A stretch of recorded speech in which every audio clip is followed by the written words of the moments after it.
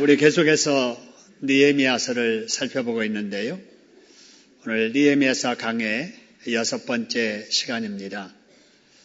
느헤미야서를 우리가 보면서 우리가 느낀 것처럼 이스라엘 백성들은 세계 여러 민족 중에 하나님이 특별하게 택한 백성이잖아요. 그런데도 불구하고 하나님의 백성들인 이스라엘 사람들이 하나님을 떠나삽니다. 우상을 섬기며 살다가 결국은 원수들에게 나라 빼앗기고 아수르로 잡혀가고 바벨론으로 잡혀가 살다가 하나님께서 은혜를 베푸셔서 예루살렘에 다시 돌아오게 하셨습니다. 이들이 회개합니다. 그래서 하나님을 잘 섬겨보겠다고 무너진 성전을 다시 건축하고 이제 예루살렘 성을 둘러싸고 있는 성벽을 재건하고 있었던 이때입니다. 4km에 이르는 성벽이 연결이 되었고요. 12m 높이의 성벽이 절반 정도 쌓였을 때의 일입니다. 여러분, 예루살렘 사람들이 다시 예루살렘으로 돌아와서 성을 쌓고 울타리를 치는 일을 하는 것은 좋은 일이잖아요. 다른 나라를 공격하고자 하는 일도 아니고 참 마땅히 해야 될 좋은 일임에도 불구하고 이 소식을 듣고 심히도 화를 내고 분노해야 하는 사람들이 있었습니다. 그 사람이 오늘 같이 우리 읽은 7절에 소개되는데요. 산발랏이라는 사람, 그리고 도비아라고 하는 사람, 그리고 그 지역의 아라비아 사람들, 암몬 사람들, 아스돗 사람들이 쭉 소개됩니다. 여러분, 이 사람들이 어떤 사람이었는가? 지난 시간에 산발랏에 대해서는 살펴봤는데요. 이 산발랏은 북쪽 이스라엘 사람이에요. 그리고 도비아는 산발랏이 자꾸 부정적인 얘기를 하니까 거기 덩달아서 같이 활동했던 암몬 사람이고요. 그 다음에 아라비아 사람은 예루살렘의 남쪽, 우리가 말하는 사우디아라비아 사람들입니다. 그리고 암몬 사람은 예루살렘의 동쪽, 요단강 동쪽에 있었던 지금으로 말하면 레바논 사람들이에요. 그리고 아스돗 사람이라고 하는 것은 예루살렘의 서쪽에 머물던 사람들이었습니다. 여러분, 이 사람들을 가만히 보세요. 방향을 보니까 예루살렘을 중심으로 해서 북쪽 사람, 남쪽 사람, 동쪽 사람, 서쪽 사람. 여러분, 사방의 사람들이 예루살렘이 지금 잘 되는 꼴을 못 보겠다는 거예요. 우리는 잘 돼도 너희들은 잘 되면 안 돼. 나는 잘 돼도 너는 잘 되면 안 되라고 하는 이런 생각을 하는 사람들이 예루살렘 성전 짓고 성벽 쌓는다는 소리를 듣고 지금 분노하고 있다라고 하는 거예요. 여러분, 예루살렘의 중심에 있는 동서남북의 사람들이 이렇게 나만 살고 너는 죽고라고 하는 이런 이기주의의 생각이 그들만의 생각일까요? 나만 위하려는 이런 이기적인 생각은 사람들에게 다 있습니다. 여러분, 우리가 아는 국제적인 이 조직들 몇 개만 생각해 보지요. EU라고 하는 유럽 연합 공동체가 있습니다. 이게 뭐냐? 지역 이기주의가 만든 작품이에요. 이런 오페크라고 하는 석유 수출 국가 기구들이 있거든요. 여러분, 이것이 바로 뭐냐? 경제 이기주의가 만든 국제 조직입니다. 나토라고 하는 북대서양 조약기구 있잖아요. 이게 바로 군사 이기주의가 만든 바로 군사 조직입니다. 여러분, 이들은 다 겉으로는 평화와 번영을 주장합니다마는 사실은 나만 위하고 우리만 위하려는 이기주의가 밑바닥에 깔려 있는 거예요. 여러분, 이런 이기주의가 어떤 결과를 가져오는가? 8절에 보니까 이런 내용이 나옵니다. 다 함께 꾀하기를 그랬어요. 예루살렘의 중심을 해서 동서남북의 주변의 나라 사람들이 꾀하기를 예루살렘에 가자는 거예요. 가서 성벽을 쌓고 있는 그들을 치자는 거예요. 그래서 그곳 사람들을 요란하게 만들어서 성벽을 쌓지 못하도록 하자라고 하는 것입니다. 여러분, 여기서 다 함께라고 하는 이 말에 주의할 필요가 있습니다. 여러분, 이들이 동서남북 사람들이 평소에는 자기들끼리 싸우던 사람들이에요. 그런데 보니까 각자의 욕심 가지고 싸우다가도 공동의 이기심이 발동되니까 이제는 힘을 합해가지고 단결해가지고 그들의 공동의 적으로 여겨지는 예루살렘을 치자는 거예요. 욕심 때문에 그렇습니다. 여러분, 우리는 언론을 통해서 참 우리에게 존경받을 만한 위치에 있었던 사람들이 어느 날 갑자기 대중 앞에 수치를 당하고 명예를 잃고 있던 자리에서 부끄럽게 물러나는 것을 자주 보고 있습니다. 그런데 그 많은 사람들의 공통점을 이렇게 조사해 보면은 바로 욕심을 버리지 못하고 욕심에 끌려가다가 그 짓을 당하더라라고 하는 거예요. 마음속에 욕심을 다스리지 못하다가 그 작은 것을 얻으려는 욕심 때문에 큰 것을 잃어버리는 거지요. 이걸 우리는 소탐, 대실이라고 합니다. 여러분, 욕심에 이끌려 사는 것은 그래서 무서운 거예요.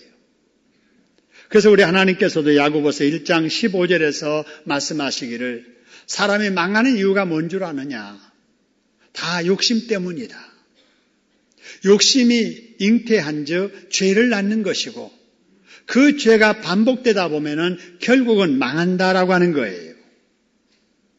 여러분, 그렇기 때문에 우리가 신앙생활을 잘 하려면 우리의 인생을 그르치지 않으려면 우리의 욕심을 잘 다스릴 줄 알아야 됩니다. 할렐루야. 뭘 잘 다스려야 된다고요? 욕심. 욕심이 여러분 다 있잖아요. 저에게도 욕심이 있어요. 여러분에게도 욕심이 있거든요. 그 욕심이 남의 것을 갖고 싶은 그런 욕심만이 아니에요. 그런 물욕도 있지만 식욕도 있잖아요. 명예욕도 있잖아요. 성적인 욕구도 있잖아요.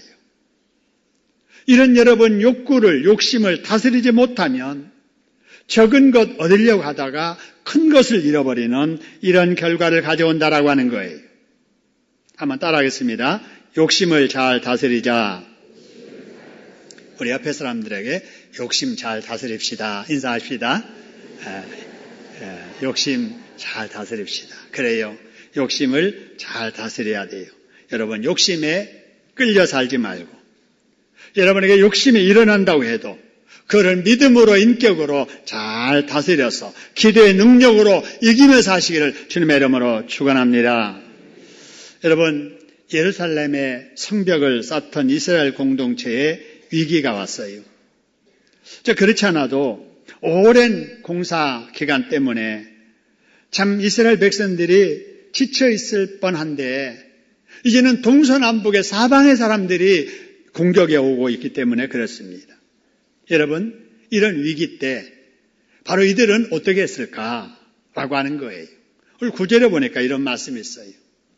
위기를 맞은 우리가 우리 하나님께 뭐하며 그랬어요? 기도하며. 여러분, 이들은 위기 때 누구 바라보고 기도했다고요? 하나님 바라보고 기도했다.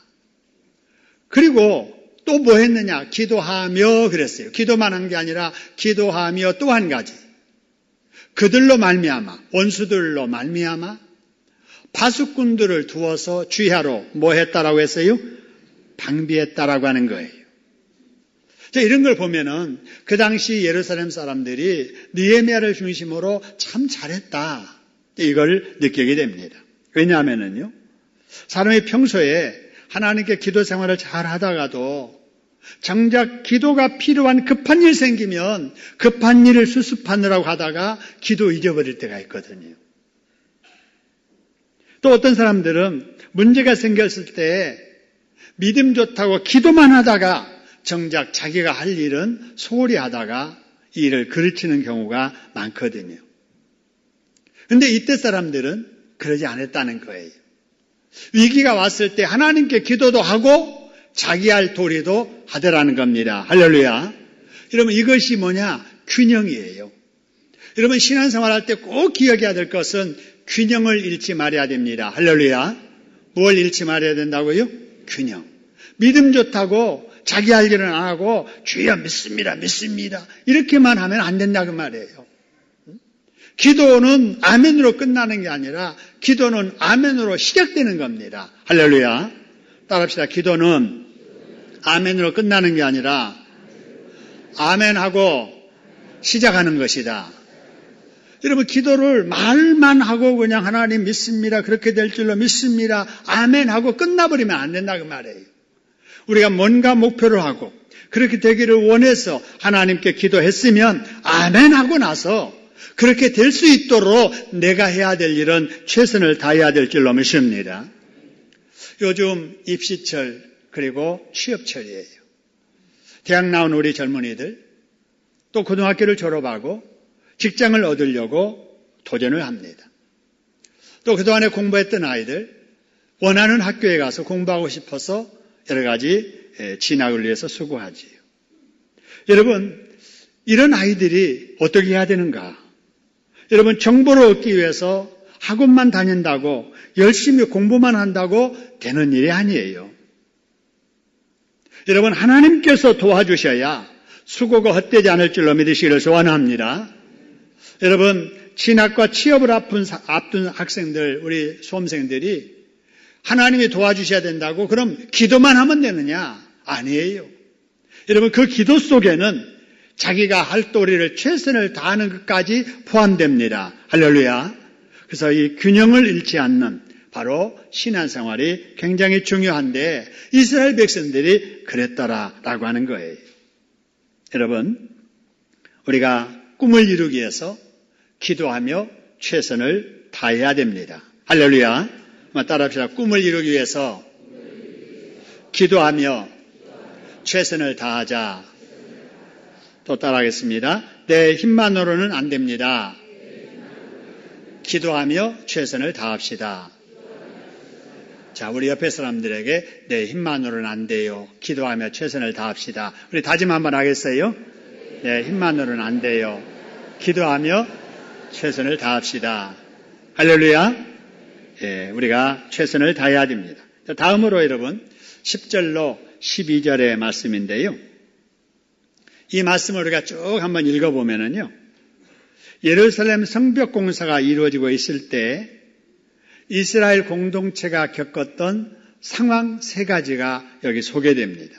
첫째 상황이 어떤 상황이냐면요, 유대 사람들의 내부 상황이에요.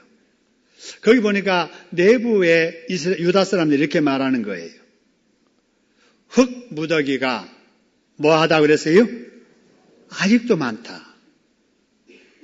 짐을 나르는 자의 힘이 다 빠져버렸다.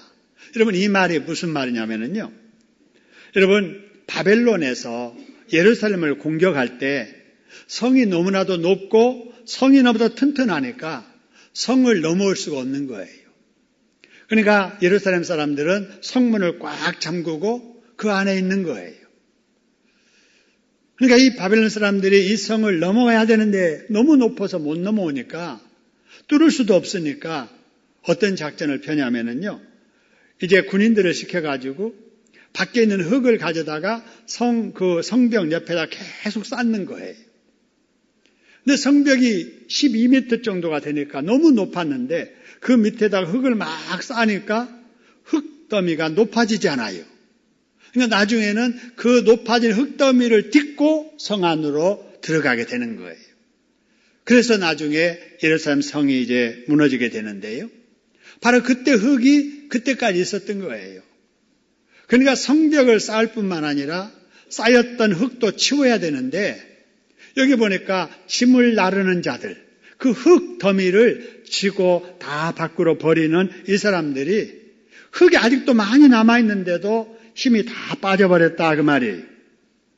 그래서 뭐라고 하느냐, 맨 밑에 줄 보니까 우리가 뭘 못하리라 그래서요?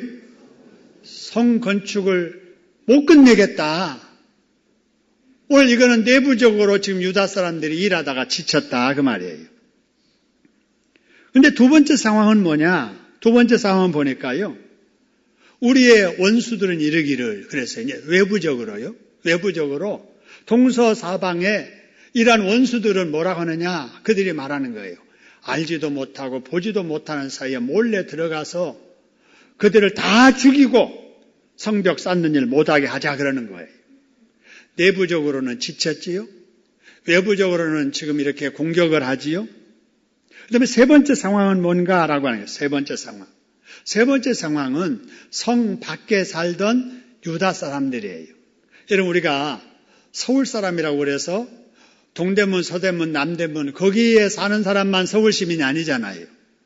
우리는 성 밖에 사는 동대문, 도봉구, 성북구, 노원구, 강북구에 있는 우리들도 지금 여기 서울 시민인 것처럼 성벽을 쌓는 것은 성 안 사람들을 보호하기 위한 건데 성 밖에 사는 유대인들이 보니까 이거 너무한다는 거예요. 성벽 쌓다가 우리 밖에 있는 땅 다 빼앗기겠다. 우리 더 이상 성벽 쌓지 말고 먼저 우리 나라 좀 지키자. 우리도 살아야지. 이러면서 불평이 일어나게 된 거예요. 자, 보세요. 내부적으로 지쳤지요. 외부적으로 공격해 오지요. 성 밖에 있는 이러한 사람들도 역시 요동을 하지요. 이런 경우를 위기 중에 총체적인 위기라 이렇게 말을 합니다.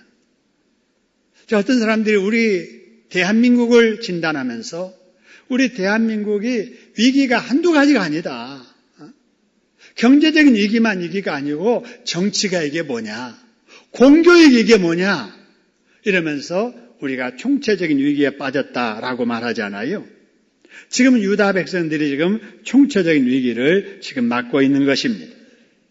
그러면은 이 총체적인 위기를 맞이했던 유다 공동체가 어떻게 대처했는가 한번 보세요. 13절부터 14절인데요. 자, 여기 느헤미야가 백성들을 이제 두 대로 딱 나누게 됩니다. 그래서 싸울 만한 사람, 그 사람들에게는 칼과 창과 활을 가지고 바로 대적들을 지키게 합니다. 그리고 이제 백성들에게는 뭐라고 하느냐? 바로 하나님을 바라봐라. 두려워하지 마라. 하나님이 우리 편이 되셔서 우리를 도와주신다. 그러면서 백성들을 권면합니다.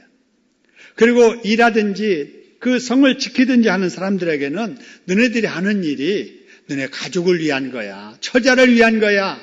이러면서 비장한 각오를 가지고 바로 맞서서 싸우고 일하도록 지시합니다. 여러분, 이걸 보면서 느낀 것은 느헤미야가 참으로 위기를 잘 대처하고 있다라고 하는 것을 여러분 보게 됩니다. 여러분, 그 결과 어떻게 됐는가? 여러분, 아까 8절에서는 원수들이 뭐라고 하냐면요. 다 함께 꾀하자, 가서 치자, 가서 요란하게 하자, 그래서 못하게 막자, 이렇게 했는데 15절에 보니까 하나님께서는 그들의 꾀를 뭐 하셨다고 그랬어요? 패하셨다 하는 겁니다. 여러분, 사람이 아무리 꾀를 내고 힘을 모으고 힘쓰고 용을 써도 하나님 허락하지 아니하면은 이룰 수 없음을 믿으시기를 주님의 이름으로 축원합니다. 여러분, 그러면 느헤미야가 어디서 이런 지혜가 나왔을까라고 하는 거예요.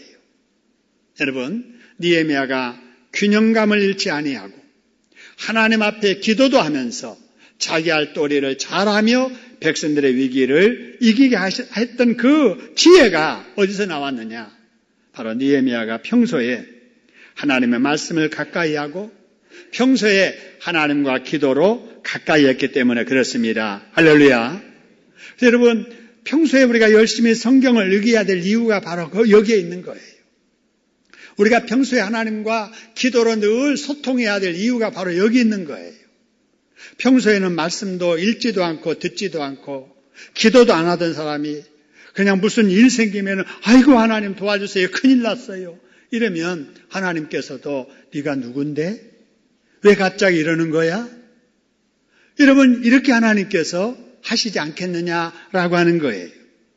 여러분, 저와 여러분들도 평소에 하나님과 늘 기도로 교제하고 하나님의 말씀에 관심 가지고 사시기를 주님의 이름으로 축원합니다. 한번 따라합시다. 평소에 말씀을 가까이 하고 평소에 기도에 힘쓰면 그 밑에 읽어봅시다. 시작. 위기가 와도 위기를 이길 수 있는 지혜를 하나님께서 주신다. 할렐루야. 여러분 평소에 신앙생활 잘 하시기를 주님의 이름으로 축원합니다.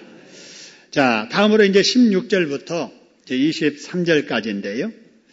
자, 이때 유다 사람들이 그럼 느헤미야의 지시를 받고 어떻게 했는가에 대한 내용이 쭉 나옵니다. 여기 보니까 저희 16절에 백성들을 두 편으로 나누어요. 다시 말하면은 가조, 나조, A조, B조 이렇게 두로 나누고 절반은 이 일을 맡고 절반은 무기를 들고 대적과 이제 싸울 준비를 합니다. 그리고 중간중간에 감독자와 나팔수를 배치를 하게 돼요. 그래서 일을 하면서도 이렇게 주변을 살피는 거예요. 그래서 사람들이 다 흩어져서 이렇게 작업하고 있기 때문에 어느 한쪽에 원수가 쳐들어와도 모르니까 그쪽에서 무슨 위기 상황이 생기면은 나팔을 딱 불게 됩니다. 그 나팔 불면은 그 소리 듣고 일하다가 탁 이제 작업도구 놔두고 칼 차고 있었던 거 들고 그것도 딱 모이는 거예요. 그래가지고 원수가 오면은 막아내는 이런 일들. 그리고 온 백성들이 일을 하는데 얼마나 열심히 일하냐면은 아침에 동틀 때부터 저녁, 초저녁 별이 보일 때까지 계속해서 일을 합니다. 얼마나 철저하게 일을 하는지 짐을 나르는 자들은 한 손으로는 수레를 끌고 한 손으로는 무기를 들고 수레를 끕니다. 건축하는 자들도 옆에다가 칼을 차고 건축을 합니다. 이래가지고 위기를 잘 대처한 거예요.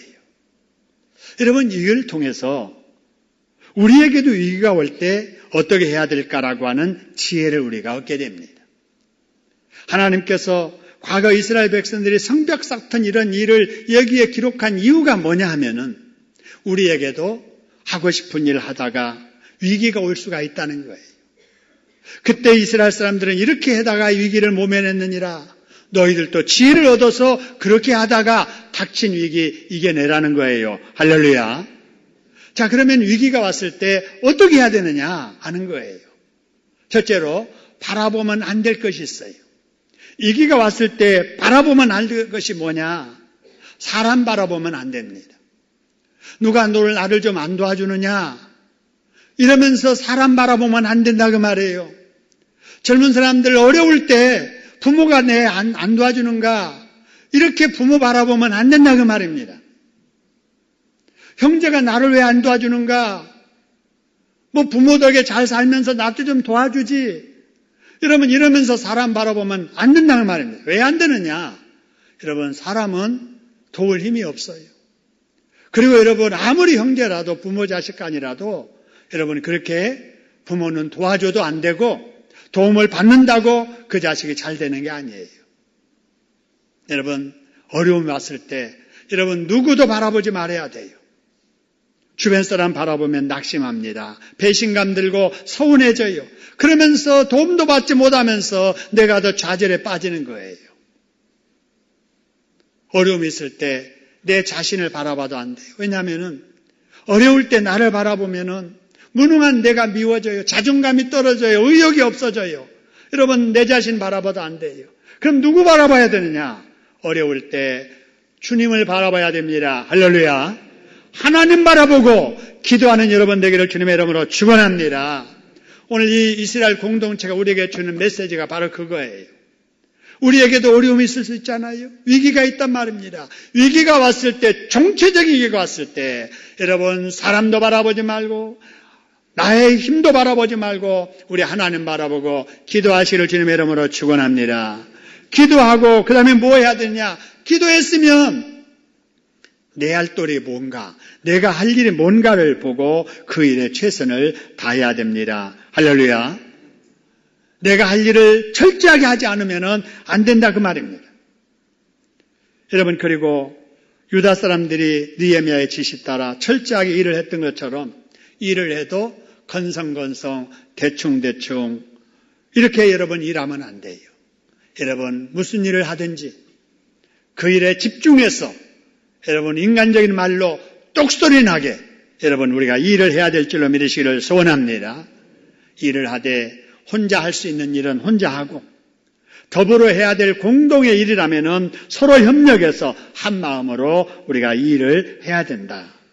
여러분, 그럴 때 위기는 그 사람에게 여러분 오히려 좋은 결과를 이루게 하는 촉매제 역할을 하게 될 줄로 믿으시기를 주님의 이름으로 축원합니다. 이런 경우를 한문으로 전화위복이라 이렇게 말을 하고요. 성경적으로는 합력하여 선을 이룬다 이렇게 말합니다. 우리 하나님을 믿는 우리 성도들에게도 이런 위기가 찾아옵니다. 여러분 중에 가정에 경제적인 위기가 찾아왔다고 느낀 분이 계실지 모르겠어요. 부부간에, 부모 자녀간에 관계의 위기가 왔다고 느낀 분이 계실지 모르겠어요. 60대, 70대 지나가면서 건강에 위기가 왔다고 느껴지는 분이 계실 거예요. 내 인생에 지금이 총체적인 위기의 때라고 느끼시는 분이 있을 거예요. 여러분, 어떤 위기가 왔더라도 사람 바라보지 말고 하나님 바라보시기를 주님의 이름으로 축원합니다. 기도하고 내가 해야 될 일이 무엇인가를 깨닫고 여러분 땀 흘려서 더디지만 최선을 다하시기를 주님의 이름으로 축원합니다. 그러면 하나님은 여러분을 외면하지 아니하실 거예요. 여러분을 사랑하시는 여러분의 아버지는 여러분이 수고하는 모든 일들을 합력하여 선한 결과가 이르도록 전화위복되도록 역사해 주실 줄로 믿습니다. 지금은 여러분 연말입니다. 이 연말을 그렇게 하심으로 합력하여 선을 이루게 하시는 우리 하나님을 경험할 수 있는 저와 여러분 될 수 있기를 주님의 이름으로 축원합니다. 우리 말씀을 생각하시면서 하나님 그렇습니다. 위기가 왔을 때 하나님 바라보게 하시고 기도하며 최선을 다하게 하여 주시옵소서. 우리 하나님 앞에 동성으로 기도하겠습니다.